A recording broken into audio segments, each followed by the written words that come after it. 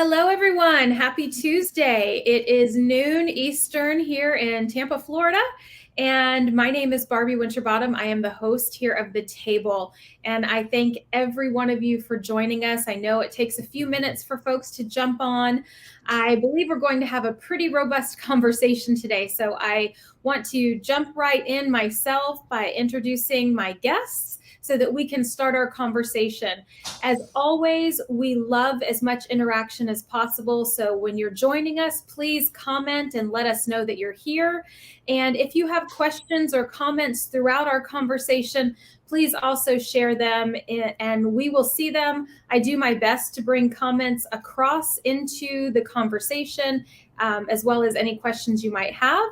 And lastly, if you're not able to see this live, always remember that I do upload all of the table sessions onto my YouTube channel.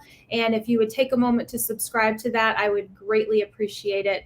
And we do this for all of you in our audience because we want to bring as much value and education and great conversation as we can. So without further ado, I will introduce my partner in crime over here, Miss Sam Eaton, who sits in the UK right now, and she has an amazing consulting business, and she helps people like me who are HR consultants and help transform the world of work. So Sam, thank you for being here, and thank you for partnering with me in today's episode and for bringing our amazing guest. I feel like we're on the Brady Bunch. Welcome, Steve Cadigan. Steve is the author of an amazing new book, Workquake. If you have not had a chance to read it, I highly encourage you to grab it. I have the audiobook, or I would show it to you. And I always order the hardback after I finish the audiobook so I can go back and take notes. It's absolutely phenomenal. I'm so excited he's here.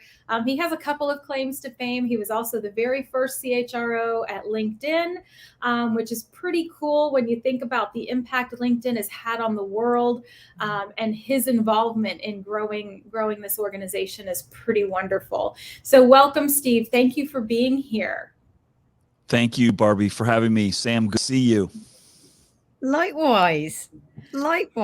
So I know I've been joshing you and jesting you for a week about your book, but like I said, it's genuinely for me gone right up there as a book that anyone in the HR space should read.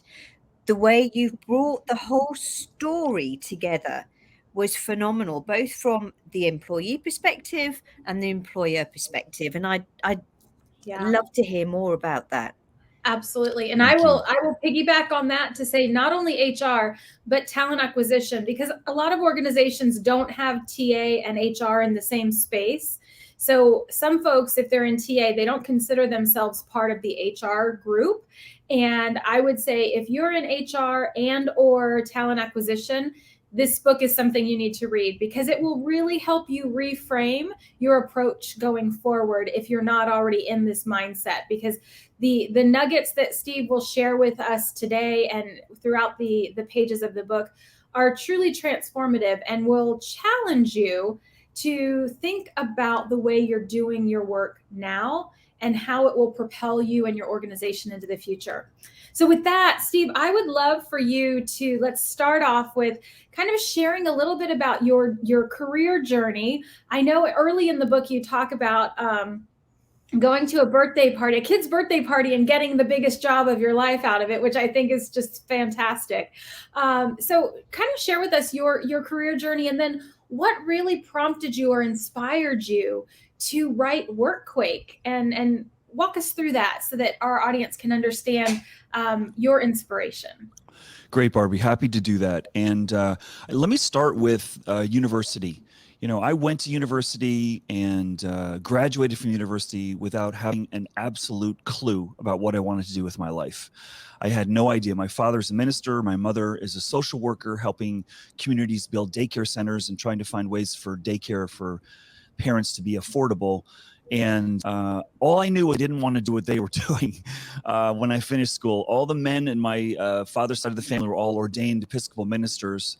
And while I have great reverence for that career path, it wasn't really something that inspired me. So I was a history major.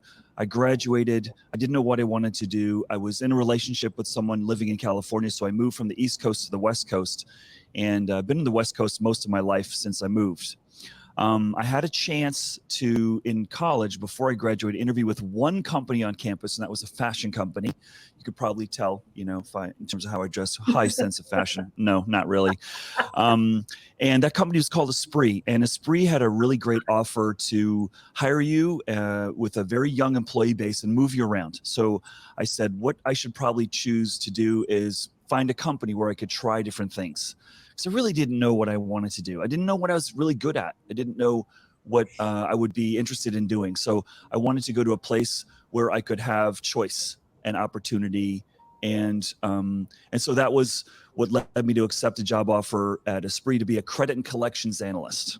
And after doing that for about and I was really good at collecting money. Let me tell you, I was really good at that. And what I learned very quickly was collecting money is less about being rough and aggressive and analytical and more about building relationships with people, and then closing the relationship call by saying, my boss says you owe us some money. Can you help me out? And so forth. After about a year of doing that, I realized I didn't see anyone above me in the credit analyst universe that I wanted to be like. And I was ready for a new rotation. So they moved me to human resources. And I was like, wait a second, I get to interview people. I was a recruiter. You get to people all day. You're going to pay me for that? And then I get to try to figure out who's good on what team and how that works. And so here I am around age 23, and I fell in love. I just fell in love with the profession of what human resources I found out for me had was everything I loved about sport. I'm a huge sports fan. I love competition. I'm very competitive, but I also love seeing how people respond to different situations, how they respond to victory, how they respond to defeat, how they respond to being behind, how they respond to pressure, how they respond to different coaching styles. And that served me really well. I never thought all those hours I had in college in the gymnasium were going to really benefit me, but they really did. And so from the fashion industry, after being there for about 4 years, I went to the insurance industry. I took on a higher level position in human resources. I went from just recruiting to more generalist work. And now you're getting into employee relations and compensation and communication and dispute resolution, getting a little bit into labor law. It was really great. And when I went from a smaller to a bigger company, I found out that there were more experts in a bigger company. So I could dabble a little bit deeper in different dimensions of human resources to help me understand, a little bit more like, do I really want to do this as a profession? So after about 4 years in the insurance, I got a call from a headhunter to go to Silicon Valley. And I thought all tech companies were the same, high tech. I found out later they're very, very big differences between different kinds of companies. But I went to Silicon Valley in '94 as a generalist for a company called AMD. They're in the semiconductor business. And what was striking to me in making that move was I went from a company where insurance, where we would have a meeting to decide who's going to come to the meeting, to high tech, where we would meet someone in the hallway, have a meeting real time, make a decision, and then we would go back and implement the decision. It was just so dynamic. And I fell in love with the dynamism and the openness of, especially around talent strategies, to trying new things. Because the market for talent was so competitive. In the insurance industry, you wouldn't get poached. You hardly ever lost anybody. And people never left the company unless they retired or they died. And in technology, my network exploded. And so after being at AMD about 4 years, I had friends and colleagues who'd moved on to almost every company that you can think of in Silicon Valley. And that was cool because you got to learn from them. Around that time, Barbie, I decided I wanted to do HR for the rest of my life. I said, I want to do this and I want to be really good at it. So I went and got a master's degree at University of San Francisco. My coffee's just arrived. Thank you. And that really, I think, helped me sort of sharpen my sword a little bit and gain a little bit more confidence around my craft, and also realize that human resources as a profession is very new. It hasn't been around, very long. And so some of the first experiments, like the Hawthorne experiment and some other ones, it was just really good for me to call BS on a lot of leadership theories or a lot of theories that some of my managers would say. I'm like, no, there's nothing behind that theory. And so that was really helpful. After 4 years being that company, I had an opportunity of a lifetime to go to a company that was on the move at the time called Cisco Systems. And the first year I was there, we actually realized being the most valuable company on the planet. I don't know if anyone knows that, but it was like for 2 days. And I was doing mergers and acquisitions around the world, which I love.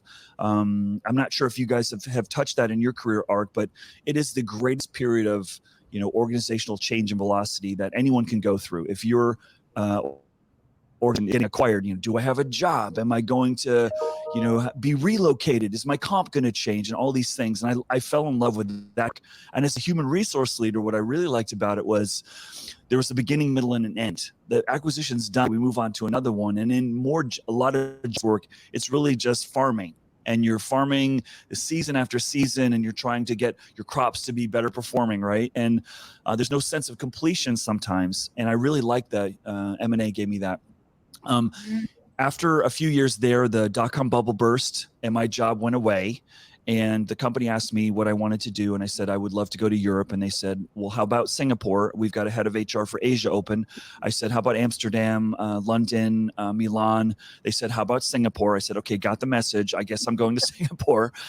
So I took my first international assignment, ran HR there for 2 years. After 2 years came up, they wanted me to come back to expensive land, which I call California. And I said, no way. I don't want to do that. So I applied and was accepted for a job in Canada. And I moved to be my first ever head of HR for a small company. It was Fortune 500. But their big supplier was Cisco, and they were trying to expand in Asia. So and I was really reluctant, honestly, Barbie. Like, I very rarely in my career had seen someone who's running HR that I wanted to be like. And I'd seen, and sadly, I think this is true about our profession, more people, business leaders, know more what they don't want from HR than what they do want. And that's sad. We talked a little bit off air around some of the realities that great HR is done when you have great HR leaders that have great people sensibilities. Not because you have just a great HR leader, but a great HR leader that can bring out those people sensibilities is really powerful. And right around when I went to grad school, going back a little bit, I did have a couple of mentors. I'm like, wow, okay, there's some really cool people that I see that I do want to be like, okay, I'm going to go forward. And I was thinking, like, should I just major in M&A integration? I could go work for some consulting firm and just do this full time, because there's really an adrenaline rush when you're working on these M&As. So after Asia, I got convinced to be a head of HR. I was like, I don't know. I've never dealt with a board of directors, and I don't understand all this, executive comp stuff. I'm not sure I'm really your right person. And they said, else does either. It's okay. Yeah. And so they convinced me. And I said, okay. And so I took that, had a great run. Again, for me, the magic number is 4 years. After about 4 years, my boss, the CEO, who was like as much of a brother as he was a boss, we went through some really hard times, had to close a lot of offices. After the dot-com bubble burst, it was hard times for tech companies because they'd been valued, and your employees on a spreadsheet, if their options had vested, would have been millionaires, and then that just went away, and it was hard. And so the morale was tough, and laying people off never builds morale. It's just really, really brutal. So he retired, and around the same time, a company in California came after me, Electronic Arts video game company, and said, would you like to come back to the US? And I said, I absolutely would not like to do that. And then they showed me the magic number, and I said, oh, you're going to pay me that much to come back to the US? I said, okay. And at that point, I had 3 kids, 2 born in Canada and 1 born in Singapore. All made in America. I should let the record reflect. But so they moved me back to the U.S. And originally I was in the chair of it was going to be part M&A and part generalist work. And I wasn't the head of HR. I was going to be number 2 or 3. I wasn't the top HR person there. And what happened was the 2008 second mortgage crisis hit, and the M&A strategy completely stopped. My job got way less interesting. And around that time, I went to a kid's birthday party. And as you referenced, Barbie, I ran into someone there who was working at LinkedIn, and I helped him navigate his job offer from LinkedIn. And a few weeks later, he called me and said they're looking for their first head of HR. And I said, yeah, no, I'm fine. I wasn't really liking Electronic Arts. So he really pushed me. He's like, no, you have to do this. I said, okay, sure. Well, I interviewed there, and I couldn't sleep for 2 weeks. I was so excited.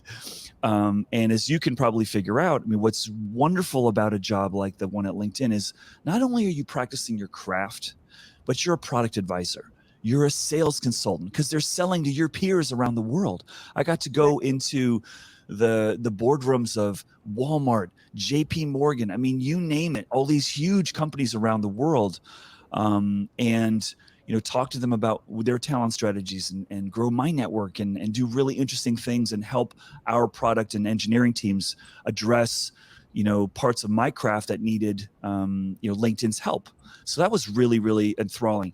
About 4 years later, we went from 400 to 4,000. We went through an IPO. We went from 2 countries to 17 countries, and from employees, just in a few companies to employees all over the world. I was absolutely exhausted. And I was the only executive on the team that had small kids, 3 of them. And I was feeling like that guilt, I think, parental guilt. And also we'd realized just enormous success as a business that I'd built the financial freedom to be able to do whatever I wanted to do. So I decided to step away. I had no plans. I just walked into my office one day and my boss comes in. He goes, "You don't look good." I go, "Yeah, I think I want to leave." He goes, "What?" I said, "Yeah, I think I'm done." He's like, "What? I did not see that coming." I said, "Yeah, me neither.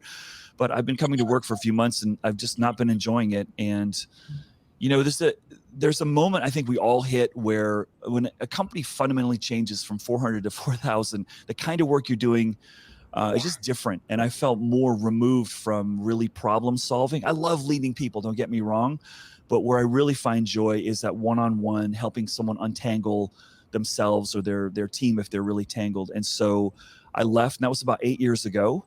I reconnected with hundreds of people that I'd worked with over the course of my career that I was too busy to keep in touch with. And during that period of probably a year, I was able to distill what the market was asking for, a lot of help building people strategies. And so that's what I've been up to for the last 8 years, and small companies, big companies, tech companies, you name it, but especially people who are growing really fast like we did and trying to compete with really sexy brands for talent in the world. And so that leads to the second part of the question. So what led you to write the book? Well, I've had a pretty great opportunity to speak at universities and conferences and companies around the world. And whenever I get off stage, people go, "Hey, where's your book?" And I go, "Right here." And and so they're like, "You got to write that down." And so my friends, my family, my wife were like, "You got to do this, you got to write it." And I was like, okay. And I'm the master of procrastination. It's like, if anyone can procrastinate, I know how to do it really well. Like, I'll get to that after I watch the football match, or I'll get to it after we take the kids to, a sports event or something. And so I hired a ghostwriter to help me get jump started. I was really good at outlining, but I wasn't good at the first draft. And he would first draft, and then I would second draft, and I would finish it. So it was really great to have that support.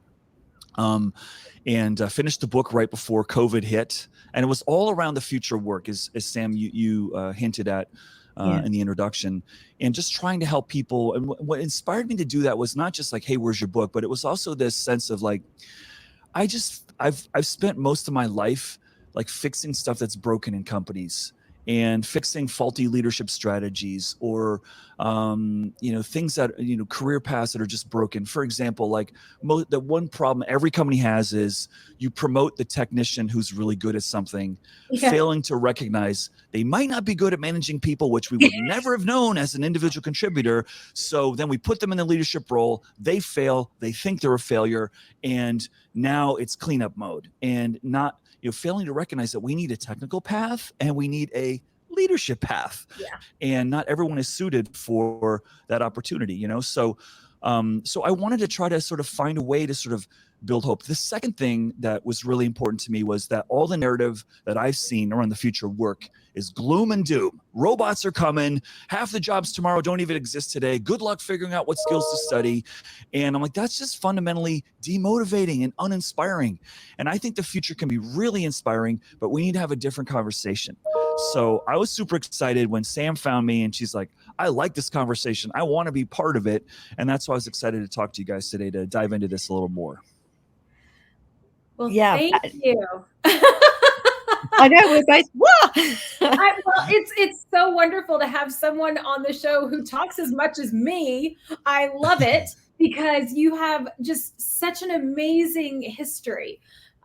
Your career has taken so many different turns, like many of us, I think, who find ourselves in the people space, right? I didn't go to school for HR on my first round either, right? I was a voice performance major. And also, like you, I started off in the recruiting and talent acquisition space and then kind of grew from there into, the CHRO seat eventually. And it's amazing, I think, when you do take different twists and turns and different industries and different types of organizations, from startups to, worldwide, 200,000 employees and up, you get such a great perspective that a lot of folks don't get when they've been in one place or one industry for most of their career. So I love that we have some of that in common, and that it's helped you frame your recommendations and what you're seeing and helping us to look at the future differently. And to your point, it's not all gloom and doom. It is true, I believe, that 50% of the jobs that will exist 5 and 10 years from now don't exist today. But if we look back 10 years, it's the same thing, right? Would we have ever said that someone's going to make a living making videos on YouTube? No, we wouldn't have. But that's a huge career for many people now. So we have to kind of put it in some context that, yes, it is going to continue to evolve and change, but are we able to adapt to that or not? That's the question. The question isn't whether it's going to happen, because it is going to happen. It's already happened. But what are we going to do to meet the challenge, and how can we prepare ourselves to get there? So I love everything about your framework here. Sam, I don't want to cut you off. I think you've got something you want to add. So go ahead. Yeah, and I think the other thing is it just reinforces, I come from a very different world of work to get here, in that I trained as a bilingual secretary. Academia came to me later in life. I'm still only 25, obviously. So things that you say in that book, I started in a typing pool and I worked my way up. I'm very fortunate I've now had 5 businesses. I've learnt the world of HR and I taught the world of HR, and I understand the strategies. But everything you said in that book really, for me, was really profound, because I think people should have an understanding across the businesses rather than just stay in that lane. Otherwise, how do you understand where that baton change is? Mm-hmm. How do you understand that accountability? It's not just this piece of paper here, but who gave it to you and where does it go from there? It's more than just this one piece. Mm. And that's going to become more and more fundamental the more we embrace this work from anywhere, because this work from anywhere is here and has been for 20 years. It's just now we're talking about it. Yeah. Right. And I think, listening to both of you, so we have in the United States, as you may know, right now, since we've been measuring voluntary resignations, 3% of the workforce in the month of August resigned. 43 million people, the highest number since we've been tracking it, and it's been growing June, July, August. And so when we're telling the workforce for the last 30 years, hey, half the jobs in the future don't exist. Hey, we're going to go through a digital transformation. Hey, you need to upskill, you need to reskill. And when they're not coming back to work, how can that be surprising to you as a leader? Are you really surprised that people are pausing, going, I better make a good choice here because things are really changing. And I've got a moment in time where I've got an opportunity to maybe change my direction, change my path. I'm going to hit pause because you companies and you media have scared the devil out of me. And I'm going to be more thoughtful when I return, when I come back, how I want to work, where I want to work, who I want to work with. And I've learned during the pandemic, I really value my freedom, autonomy, and independence. And I've proven to you, even though you won't tell me, most of you business leaders, that I can be as or more productive for you. But you feel still uncomfortable, businesses, unless I'm actually in your facility. One of the coolest bits of data that's come out, and we're still waiting for all this really interesting information to come about how work's happening during the pandemic. But Gallup, who is the company that measures engagement, has just published their first report of engagement during the pandemic. And guess what? Engagement's rising. And now what's interesting to me is, so wait a second, you're telling me engagement's rising when people are in their companies less, but doing work. They're feeling more engaged with a company that they're less physically in that environment with. Yes. Isn't that interesting? Now, we don't know we don't know the causes of that yet, but I think we can surmise it's probably due to greater freedom and flexibility, right? And so that's why, I mean, Barbie and Sim, I think like, I want this book to really help people see, don't look at the pandemic as a one-time event, as a situation. This is the world that we are going to be in, not as crazy and dramatic as the pandemic has served us, but as a moment where things are constantly going to be changing, and your ability to weather that as an organization and as an individual is going to really determine your vitality in the future, right? Yeah. And here we are, 19 months into the pandemic as we're recording this today, and I still feel most business leaders, sadly, are just hitting the point now where like, I guess we're not going to go back to the way we were. I guess we better start preparing ourselves for, well, we've had the Delta virus. Maybe we're going to have the United Airlines virus or the American Airlines virus next, but maybe we've got to just prepare ourselves that this is the new normal, which is never normal. And learn to be agile and learn to communicate differently and learn to leverage new pools of talent and find ways of thriving in something that feels fundamentally uncomfortable based on what we knew. But maybe that is something that will be the way that we have to face going forward, right? I agree. And, I think about two scenarios. One of my clients I work with today, they're really struggling with the hybrid or work at home model, and their CEO just cannot wrap their head around people working remotely indefinitely, and trying to influence that individual to see it is going, it's mind-boggling to me that we're having this conversation even now when they're losing talent because people know they have choices.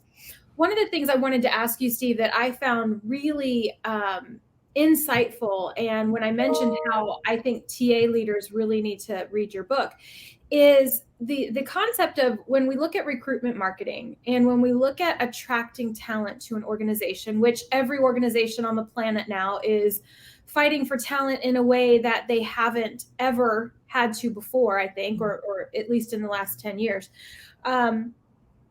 But your recommendation is not to try to attract talent to build the rest of your career with us. It's come here so we can help you build a career wherever you want to go.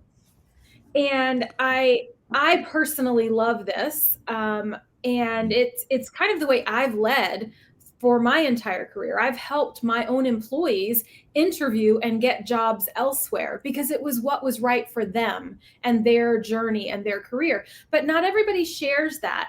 And I love how you present this concept and how you've experienced this concept throughout your career. So I'd love for you to give us some more detail around that, because I think this is a really critical message that organizations need to absorb and understand, that recruitment marketing and talent acquisition and talent attraction of today and the future has to look different than it has in the past, or we are not going to resonate with candidates. Right. So let me follow the logic trail that sort of got me to this point. And again, I'm not excited to be able to tell people, guess what, the labor force is going to be more and more fluid, but it's just a fact. And so if we look at the trends of talent, they're staying in organizations less. Everywhere I go, every industry, every country, every geography, do you think people are going to continue to leave companies faster? Yes. Okay. So the first thing is, you got to ask yourself, okay, if I can't change that, and it's not me, it's the workforce sees more opportunity and they're acting on having more choice and opportunity. That's a beautiful thing. Well, what that means is I need to start shifting how I think about work here in terms of expect people will leave, not try to pretend that they won't. And most goals for most leaders and HR leaders are still indexed off of, keep the turnover low, keep engagement high. And even though everyone believes people are still going to leave faster in the future than they do today. So what I'm trying to help people understand is, listen, let's have a bigger conversation. This is part of my desire with the book. Let's have a more enlightened, honest, real conversation. We know you're going to go. So let's, when you start, talk about where do you want to be when you do leave so that I can optimally prepare you. And this is a little bit of the cognitive dissonance. We have spent most of our lives as recruiters selling the vision, the mission, like we are this and our company does this. And I think that's still important, but I think the first part of the conversation needs to be, hey, candidate, what's your vision? What's your mission? What are your values? Where do you want to go? And I need to understand what's on your mind, because if you're looking to get somewhere else that my company can't take you, then this probably isn't the right place for you. And that's really, really important. And it's a bigger conversation. Caring about someone for their career is far deeper and more meaningful than just caring about them when they work for you. And again, I'm the first one to say, I've done that most of my career. I was just like, I only care about you when you're here. And I don't think you can do that anymore. I really don't. And here's another thing that a lot of people fail to see. If you play the future out, okay, do you believe people are leaving faster? Yes, I do. Do you believe that's going to continue? Yes, I do. Okay, so then you are going to have more alumni in your company than you've ever had. So what are you doing with that alumni? Are you curating it, nurturing it, building it as a force of positive in your future to maybe get boomerang employees to have them come back, or have them refer people to you, or maybe give you product advice or ideas, or brainstorm problems that you come up? And most organizations know once you leave, I call it the Tony Soprano School of HR. You quit, you're dead to me. Like that. Why? People have a phone. They're your public relations firm, whether they work with you or they don't. And so caring about someone for their whole year is far more, I think, compelling. But that goes the grain of what we've taught, right? Which is, why would I develop you? Because then you're just going to leave. Well, folks, they're leaving anyway. Yeah. So, Exactly. if they're going to leave anyway, make them better, and then they'll be a more positive force for you in the future. I was having this conversation. I was at a conference last night, and I met this gentleman who is in charge of manufacturing, and he's got 1,000 employees. And he goes, Steve, some of my employees, it takes them 6 years to learn how to work this machine. And I said, well, I'm really sorry to tell you. And I said, so let me guess, they leave after 8 years? After they learn how to do it, then they go somewhere else because they're going to pay more. He goes, yeah. I said, well, why? Why don't you change what it takes to operate that job to something shorter? Because you're only going to continue to be disappointed. That is the definition of insanity, doing the same thing and expecting a different result. If you know they're going to leave, and all the data says it's not you, it's not your breath, it's not your personality, it's not your company, it's the reality that people have more choice. So we need to re-engineer, and this is where things can get really deep and really uncomfortable for a leader like this head of manufacturing. You're going to need to build your jobs differently to account for people that, like, if it takes 6 years and they leave after 7, you've designed it wrong. No job takes 6 years to learn, in theory. I mean, I'm sure if we're putting someone on the moon, or lives are on the line, okay, fine. Brain surgery, maybe. Yes. Right. So, and I don't want lots of turnover there, of course, because lives are on the line. But there's ways of architecting work differently, so that maybe there's pieces of that job that don't need to be owned by one person taking 6 years to learn. And then, so what that leader's thinking, what they're not articulating is, that's hard. I don't know that I can do that. I'm like, yes, you can do that, or you can build a different machine, that does different things. So it's just, we have been programmed, and I'm as guilty as the next person, to see the world of jobs and work differently. And that's why I'm trying to say, people, we need to look at this really, really differently. And I was telling this leader, I really believe the recruiting slogan of the future is, please come here and join my company so I can help you leave it. People are like, what? Yeah. I love that. Come join it. I will be in your corner the rest of your career. Isn't that more powerful and magnetic and drawing people in than, I'm going to care about you until you quit, and then I pretty much won't talk to you ever again? Yep. And actually, on that, the piece that when you were talking about that, you're embracing that whole person, specifically around their hobbies, their creativity, helping them have inside gigs. And I've ordered that book, by the way, because hadn't heard of that before either, and that fascinated me. But all of that's here now, and that again gets us back onto that playing field where you can help me, employer, and I can help you, employee, and vice versa. And isn't that a more refreshing relationship to have? Right. That's right. Yeah.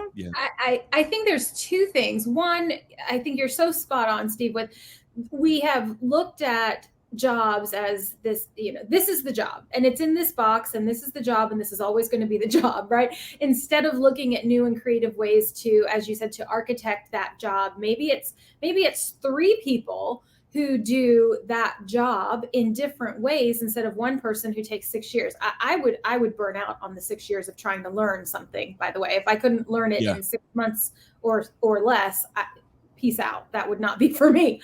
But I think another element that has contributed to people moving on is that organizations have married themselves to these very, very rigid internal compensation structures and policies that people can only earn. The rule of thumb, right, is 10%. If you get promoted, you can only increase your comp by no more than 10% with internal movement, right? And in every large organization I've worked in, that's been the number, is it's no more than 10%. And if it exceeds 10%, then we would keep their salary level, do a bonus at the end of the year to make up for the difference or what have you.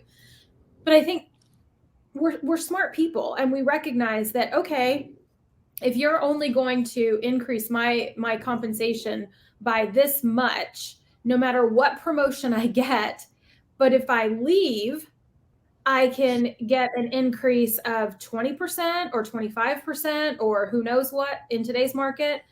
And then maybe I'll come back. And then you're going to have to hire me and pay me that higher level because I've shown you that I can leave and come back. And now because it's not internal movement, you'll pay me what I'm worth. So I think there's another element that we have to really look at is breaking down this very staid compensation philosophy that doesn't allow a dynamic movement of people and reward for the talent they bring. And I don't know if you've seen that or not. Do you feel like that's contributing to some of this as well? There's so many pieces of it, Barbie. I mean, compensation structures, job family expectations. I mean, I've worked in companies where you can't apply for another job until you've been in your job for a year. I mean, there's so much architecture and that's just inside a corporation. I mean, we haven't even gone yet to governmental, limitations around, gig work is going to be impeded because affordable health care in the United States when you don't have an employer is really, is problematic, or trying to getting a refinance on your home when you don't have an employer is really hard. But one of the, there's a couple of pieces that you mentioned that I think are worth exploring, but I want to tell you a story of a situation I had a couple of weeks ago, and maybe the audience has got some ideas. Hospitals today are just in a panic because nurses are in high demand. And many nurses have realized, I'm out. Like, this is just far more people, are not caring about the stress that I'm under. I'm working crazy hours. And the number of people who want to be nurses, or the available inventory, is really, really low. So we're getting burnout all over the place. And nurses are starting to see that, hey, if I become a travel nurse, I can make 50 to 100% more pay. I lose my flexibility because I've got to fly somewhere, live somewhere else. So I'm on this call with about 4 heads of HR from hospitals, and they look like they need, a vacation like nobody's business. They're tired. They're exhausted. And they're like, how do we solve this problem, Steve? Our nurses are getting 50 to 100% pay increases to go do this travel nurses. And I said, well, have you thought of, raising salaries a little bit? Because I don't think if someone is enticed by a travel opportunity to raise their pay, I don't think you need to match that number to keep them, because there's a lot of equity that they have there, that they've got a rhythm of life. They've got their fitness center. They've got friends and family nearby. They won't have to, rent their place out, and it gets very complicated and all kinds of things like that. And they lose the stability of their health insurance and things like that. If they're becoming more of a contingent worker, maybe you only need to go up 25% or 30%. You don't have to match those big numbers, but they're just like, they're like, yeah, I get that, but leadership's not getting that. They won't do that. And so they really feel like they're stuck in these structures, and people sadly seem to be waiting for us to get back to normal. Yeah. And that's really hard. And the other thing relative to internal movement, I mean, I speak with everyone around right now, and business leaders are like, what's your biggest problem? I can't hire the people I need fast enough, and they're not staying. And we got a recruiting problem. I said, you don't have a recruiting problem. And any of the listeners today that feel like, oh yeah, we're really struggling to recruit, you really don't have a recruiting problem. I think you have a be creative on how to build value problem. You're assuming you need full-time employees to do everything. And the truth Right. is, there's many combinations of talent that could happen for you to. Your goal is to create something of value. And we've been built and conditioned and programmed and built all these financial systems that let's forecast the FTEs. That's not the only way. There's many other ways. The other thing that I wonder, and again, I think Europe does this to a small extent, and I think the rest of the world can benefit, is this notion of what's called a secondment, which is, why don't we loan our people in downtimes to companies that have peak periods? Why don't we loan our employees over here so they can learn new things and expand? But no, we have these firm boundaries, organization, that won't allow you to loan someone out to another company. And maybe it's a partner, or maybe it's a customer, and there's goodwill that can really be built. But you very, very rarely see that. And the hard part about in many businesses is it's never like this in terms of your need for talent, right? There's always like up and down, up and down. And so if you can come up with other sources of supply, you can be more creative around how do we build value. Maybe there's a developer team in a different country or something that you could use. But no, we all stick with this. I need a full-time exempt employee to do this job. And we're limiting ourselves, right? I have a great example of that actually here in the U.S. A company I worked for and they were, we had locations in Minnesota. And our hiring cycle was the exact opposite of another local organization. And we had a contingent workforce. And so they would come and work for us during our peak season. And then en masse, that entire workforce then went and worked for the other organization during their peak season. So these people were employed full-time throughout the entire year at two different companies. And we had an agreement that, we every year we would get together and say, okay, 10% will come this week, 10% will come that week, 10%. And we partnered and collaborated so that both needs were met. We didn't have to go out and do massive recruiting because these folks knew they were welcome here. They were already trained. They might need a little bit of freshening up because certain things could have changed, leaders could have changed or what have you, but they knew the organization, they knew the fundamental aspects of their role. And it was a really great partnership. And I wish more organizations would look at things like that. I think part of the challenge is when I ask TA teams out there, what are your hiring cycles? What are your peak seasons? Oftentimes they don't look at it like that. And so be able to say, okay, well, we really, our peak is here. So we need people 30, 60 days before that to make sure they're ramped up. All of that technical piece often escapes folks because they're in that mindset of we just have to hire FTEs, get them trained, instead of looking at what it could look like in a different format. So I love that recommendation. Right. And I've only seen it work once here in the US. But I do think it's a great model if more companies do that. And Steve, it's great. Yeah, it's great. Yeah, and let me just pause on this for a second. Any of the listeners, anyone who's listening to this after we publish this, I mean, I've recruited software talent in Silicon Valley for, 15, 20 years, and that is brutally competitive. And what I love about that is it forces you to be creative. It forces you to think differently around this. When we were growing LinkedIn in the 4 years that I was there, we doubled the size of the population. And when you're going through that hyper growth, and I didn't recognize this honestly until 4 or 5 years after I left LinkedIn. What happens in hyper growth is that all your managers, their senior managers, all they're doing is recruiting all the time. You're building a business. We doubled revenues every year that we were growing. And what also happened was, when all the senior leaders are recruiting, guess what? Lieutenants are doing their job. So everyone is getting a virtual promotion. doing a higher level job that on paper they're not qualified to do. And the energy that unlocks is so profound, it's hard to capture. Like on paper, they're not qualified to do it. And as recruiters, we all know, have you ever hired someone who's 100% qualified based on the job description of everything that they need to do? It's really rare. Usually they're 60 to 80% have the skills. But if you ask someone, I love doing this. I love playing this game with business leaders. It's like, they say, well, this person's not experienced enough for me to hire them. I said, well, let me ask you a question. When have you had the most energy in your professional career? When you've been doing the same thing for 20 years, or when you took on something new, a little bit scary? Oh, I said, so think about this. If someone's only 50, 60% qualified and there's a lot unknown, we're tapping into some energy now that may get them more excited, that may make them want to, work a little bit harder, learn a little bit more, make a bigger impact. And that's really sort of untested, tapped energy that I saw at LinkedIn just released at scale, and it's powerful. It is powerful. And people stepped up far more than they fell, in terms of taking on new things. Mm-hmm. Absolutely. We're getting some great comments I see below from the listeners. So thank you. Thank you guys. I appreciate all we love comments and questions. So if you guys have questions for Steve, definitely send them through. Another thing that I really loved about WorkQuake is the idea of employees having an entrepreneurial mindset.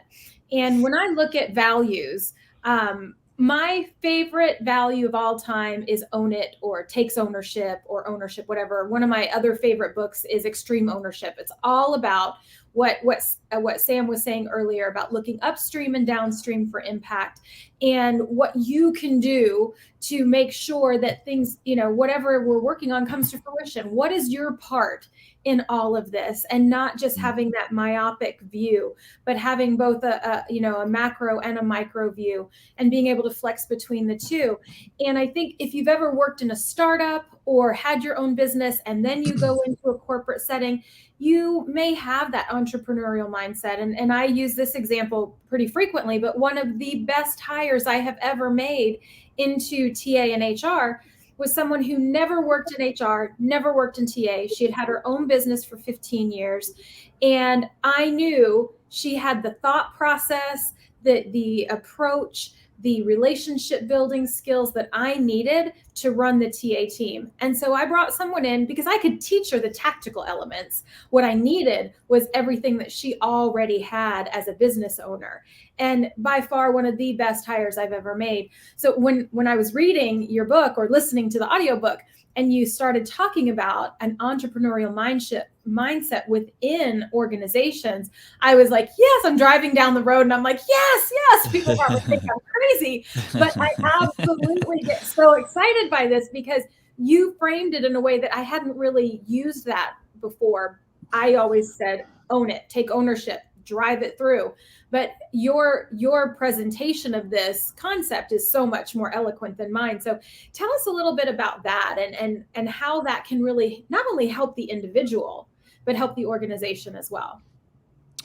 Yeah, I think what I was getting at with that perspective is, I think we over glamorize the entrepreneur and we think, oh, you've got to have a startup company and you've got to, go get investors and that is an entrepreneur, but that's just one entrepreneur. And I think the model of work that we've built is we're over controlling people and structure, and over because we want to make sure that it's a safe outcome for our business, right? And that's why we're designing things in very, very firm ways. But the truth is things are moving so fast right now that we need to be able to have more opportunities for people to be able to self-organize and self-determine what they need to do. And that's really what I was getting at is like, I think you're gonna benefit a lot more when you offer that than when you don't. And when you give people a little more open white space and freedom to be able to structure how to do work themselves, than tell them every little thing. Now, I'm speaking in very, very general terms. Some jobs, like if you're operating a machine and people could die if they don't operate it right way, okay, then you need to be very, very programmatic. And there's minimal amounts of entrepreneurialism there in some places. But I do Right. think that that's something that is very freeing, and we're all entrepreneurs. Every one of us is, got the ability to be creative and do that in our own ways. And I think if you want to tap into that, extra effort, you want to tap into that, going the extra mile with people, I think that's a key part of it. So I wanted to try to help people just reframe the entrepreneurs and just not someone who's in a garage making a new widget.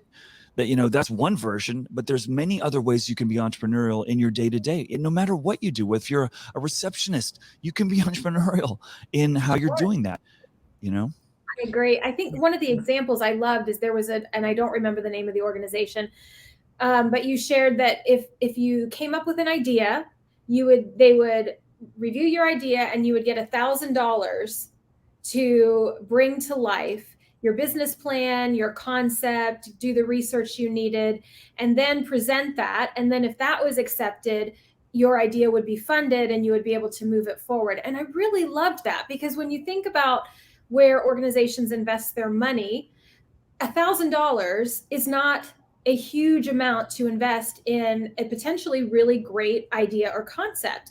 And when I worked at Amazon, I have to say, one of the things that I loved about that organization is that they really did take feedback from their line employees, and some of their best innovations come from internal folks raising things up and running with ideas. And so I really liked that idea of bring us a concept, bring us some groundwork, and we'll give you this much to see what you do with it, to flesh it out a little bit more, and then present it on a grander stage and see if you can, bring it to fruition in a different way. So I think if organizations can take that kind of concept, and whatever their budget, maybe they can't afford $1,000, maybe it's 500 or what have you, but just giving people autonomy and inspiration to think innovation. Because I think another thing we've talked about, Sam and I have talked about, is sometimes we think about innovation being, inventing the next iPhone.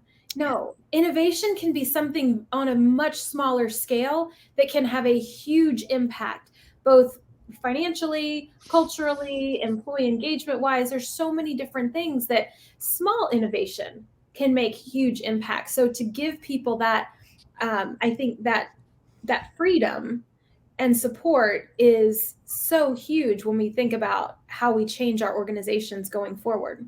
And it's really clever because it really embraces that future back thinking. And that future back thinking is coming in more and more. And companies like Johnson & Johnson, well, they've been doing it for years, but they've been doing it at a higher level. To give your people that opportunity is just taking it to the next level. Yeah, I love that. I really do.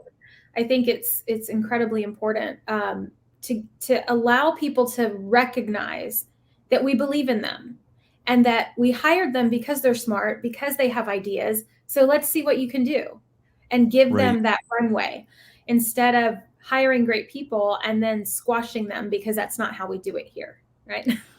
Yeah. And again, it's our traditional thinking around this that really gets in the way. And managers who say, well, I hired that person, I trained them, I can't have them go do a different project or do somewhere else. I mean, it's human nature and fear of, I'm losing control of my predictable team's outcomes if I let my employee go do some hackathon and go solve something else in another part of the organization. My response to that is, well, if they leave to do something better for the company, isn't that better than they leave? Period. I mean, we're losing all the muscle memory if they go. And having built LinkedIn in the shadows of Google, I mean, good luck with that. I mean, I don't wish that on my worst enemy, that they could outpay me, outbenefit me, outwork environment me. They make more profit in a day than we made in a year. And if we weren't doing something fundamentally, amazing, people could just walk across the street and go work over there. And this is where we came up with the idea that you talked about, Barbie, which is we would have these hackathons, and you didn't have to be an engineer. You could hack anything. You could hack how we use email, or how we meet, or how we have conferences, whatever it was. Or we would always encourage people, please hack anything, that you want to, not just a new product or something. And they would present it. And then if it won, it would, everyone give it applause, and we would give, we give cash awards. Well, one time we acquired this company, Card Munch, and one of the founders came into my office one. It's one of my favorite stories of how you have to innovate if you are in a war with someone like Google as your neighbor for talent. So Bo he comes in my office and says, Steve, I got an idea. Instead of just giving the winner of Hack Day an award, how about we let them go do that time? They stop doing a regular job and they go do it. And I go, that's awesome. I love it. So I bang on the wall. CEO's office is right next to me. He comes over. He goes, "What? He's looking really annoyed that it hit the like get over here button. I go, Jeff, you know Bowie. He's like, yeah. I go, Bowie, tell him your idea. So Bowie says, here's the idea. And Jeff's like, great, do it. And he walks out the office. And Bowie's like, what?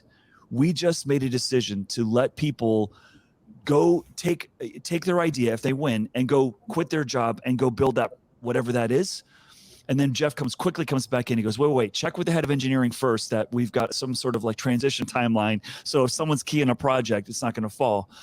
And I could have picked his jaw up off the floor with a shovel. He was in shock that his idea was implemented in 5 minutes of him sharing it with me. The CEO got brought in and boom. And that, it was just like that moved we call them hack days to innovation days.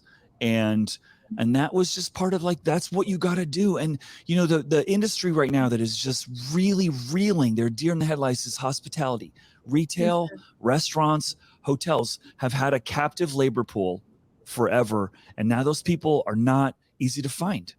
I'm dialing in from a hotel right now in Atlanta. We checked in 2 days ago, 1:00 in the morning, our flight got delayed. My wife and I get to the front desk and here's how it played out. They said, sorry, you don't have a room. I said, yes, we do. We have a reservation. They said, well, we have a room, but we don't have the cleaning staff to clean it. So we can't put you in that room. And we're just like, our first reaction was, we'll clean our room. No problem. We got you. Don't worry about it. And they're like, no, sorry. We booked you a room at a hotel nearby. And I was like, whoa, here I am, a future of work, a student. And my experience in the day to day is like being impacted 1:00 in the morning. Yeah. They're not going to let me stay in their hotel. They could see the look in my eyes like, hey, I've been traveling all day. Like, that's not what I want to hear. And she was not wanting to deliver that news, but they're not able to hire people to clean hotel rooms. Yeah. And they don't know how to deal with that yet, Yeah. And it makes me wonder, like, are we going to lower the working age around the world? Are we going to let people of younger ages enter the workforce because maybe we need more people eligible? I don't know. But structurally, we need to be more creative right now. And it is a moment in time. And this is where we get to the more exciting, futures. Like, we've been given a gift with the pandemic. And yes, it's been brutal for many people. And many people have died. And that is just sad. But if we take a look at this opportunity when it comes to work and say, we've got the greatest opportunity to change because more people are open to change now than any time ever, well, let's take advantage of it. Let's not wait to go back to what we used to do. And that's my book is sort of like, here's some blueprints. Go take them. Here's hundreds of people and hundreds of companies and what they're doing. And some of them will work for you and some of them won't. But please, let's not go back to that because it's not going to work in the future, right? No. And, what I see some companies in hospitality doing now, and I give them a lot of credit, is kind of the Uberization of work, allowing employees to choose their schedules, choose their paydays, bringing in vendors like Daily Pay, right? Where employees can access their earned wages at any time through an app on their phone. And it's not a loan. There's no interest paid. It's simply less than an ATM transfer fee. And I can say, oh, I've worked 4 days this week. I just got a flat tire. I don't have the money in my account. Let me transfer $100 right now into my account so I can get the tire fixed and I can get to work. Right? So Daily Pay is like the gold standard, leading, blazing trails out there. And more organizations, especially in the retail and hospitality space, are getting on board with this because it's a phenomenal benefit. I implemented it at my last company, and by far the best thing we ever did. So if you can look at giving people ownership and autonomy and flexibility, so I can choose what my work schedule is going to be, and then I can choose when and how I get paid. Boom. Those are two real game changers. When you think about the number of single parents out there and folks who need flexibility, but they still want to work, but maybe they can't work the traditional schedules, but they can work here, here, and here. Okay, great. Because guess what? There's enough people in the world that someone else is going to want to work the other schedules. So we've got to be creative because the solutions are there. We Yep. just have to let go of the rigidity that we've had in the past because it doesn't have to look the same. And so I'm very, very excited. I hope that everyone in the HR space picks up your book, is gifted your book by their boss, is, I know one of my clients, they have a quarterly, or they have a monthly book club, and then they bring in authors. So I will connect you with them because your book would be amazing for their organization. Awesome. Everybody needs to read it. Yeah. So I'm so grateful to have you with us, Steve. And Sam, as always, love having you join me. And the audience today, thank you everyone who shared comments. Again, if you haven't subscribed to the YouTube channel, please do, so that way you can see every one of our episodes from the past and going forward. Steve, I hope you'll come back and join us. I'm looking forward to following all of the amazing things you're doing and the contributions you're making to the world of work and all of us in the HR space. Sam, anything that you'd like to say before we let Steve give his final comments? Yeah, just thank you. And just to reinforce everything, just if you haven't read the book, read it. Don't read it once, read it again and again and again.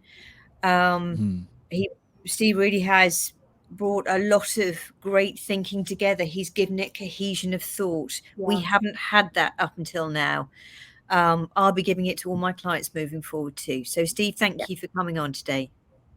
My pleasure. And thank you both for giving me a platform and for being so supportive. And, I don't know that there's any real like groundbreaking ideas in the book as much as there are connecting dots in ways and trying to make sense of things that, I mean, as Sam, you said, it's like, oh, I never connected those pieces, but yeah, that makes sense. And we're all feeling a little stuck right now.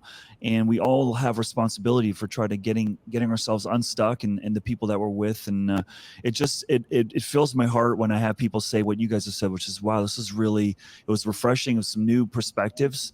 And that's what I love to do. I love to give new ideas, and that's what we do in HR. I think we were just sort of like try to look at the world a little differently and help people get through the difficult times. So I'm looking forward to coming back on your show. And I feel like we just talked about 5% of what I wanted to get through. And there's so much more here.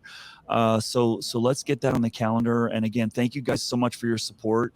And those of you who are listening, if you're in an organization and you're feeling like my leadership doesn't get it, they're a little bit stuck, I got you. Bring me in there. I will go and I will shake them up. And you can say, wow, that guy's a little bit crazy, huh? But I can help you sort of shake the tree a little bit. And that's sort of the role that I have in the world right now. So I welcome those opportunities.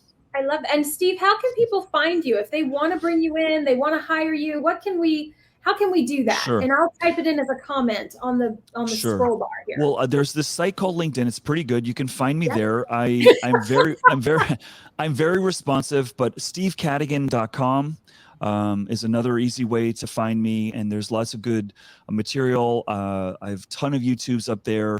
I have a regular channel on TikTok, which is my name, just Steve Cadigan. On TikTok, and have some really funny true stories from corporate America. Just more trying to poke fun at. Sometimes we take ourselves a little too seriously with work, and if you get to know me, I'm pretty much a very sarcastic person at heart, and I don't know how you avoid being that in human resources, honestly, No. given what we get to see. But just the last closing thoughts here. What I said right before we wrapped up, which is we have the opportunity of a lifetime right now, and to rebuild something better.